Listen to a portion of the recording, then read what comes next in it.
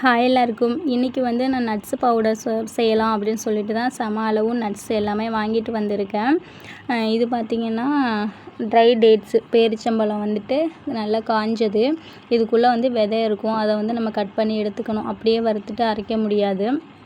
அதுக்காக விதையை நீக்கிடலாம். இதோட பெனிஃபிட்ஸ் எல்லாம் என்னென்ன அப்படின்னு சொல்லிட்டு கொஞ்சம் சுருக்கமாக சொல்கிறேன் நான். இப்போ வந்து ட்ரை டேட்ஸில் வந்து இரும்பு சத்தெல்லாம் நிறையா இருக்கும். நார்ச்சத்து, கால்சியம், பொட்டாசியம், ஹீமோகுளோபினை வந்து அதிகரிக்கும். இரத்த சோகையை வந்து தடுக்கிறதுக்கு அந்த ட்ரை டேட்ஸ் உதவும். அப்புறம் பாதாம் பருப்பில் நார்ச்சத்தெல்லாம் இருக்குது.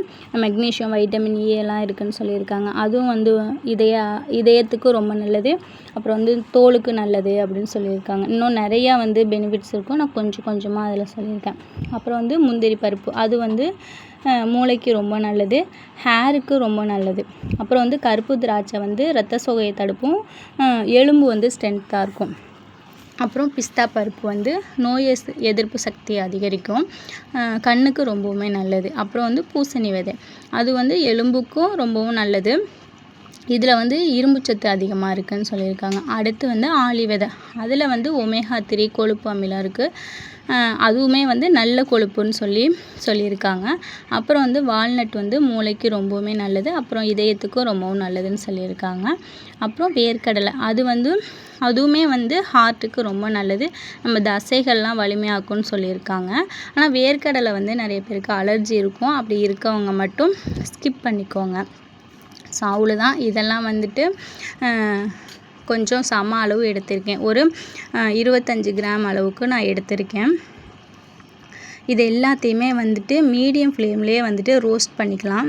இந்த ஆளி விதையும் பூசணி விதையும் பண்ணும்போது மட்டும் ஸ்டவ் ஆஃப் பண்ணிட்டேன். லாஸ்ட்டில் அந்த கடாய் ஹீட்லேயே வந்துட்டு அது நல்லா வறுபற்றும். ஸோ இதெல்லாமே வந்து மீடியம் ஃப்ளேம்லேயே வறுத்து எடுத்துக்கிட்டு ஆற விட்டுடலாம். ஃபுல்லாக ஆறின பிறகு நம்ம மிக்ஸி ஜாரில் சேர்த்துட்டு அரைச்சிக்கலாம். இது வந்து ரொம்ப நைஸாக அரைக்க முடியாதுங்க. இது பார்த்திங்கன்னா இது கூட நான் பனங்கற்கண்டு வந்து தூள் பண்ணி சேர்த்துருக்கேன் இனிப்புக்காக.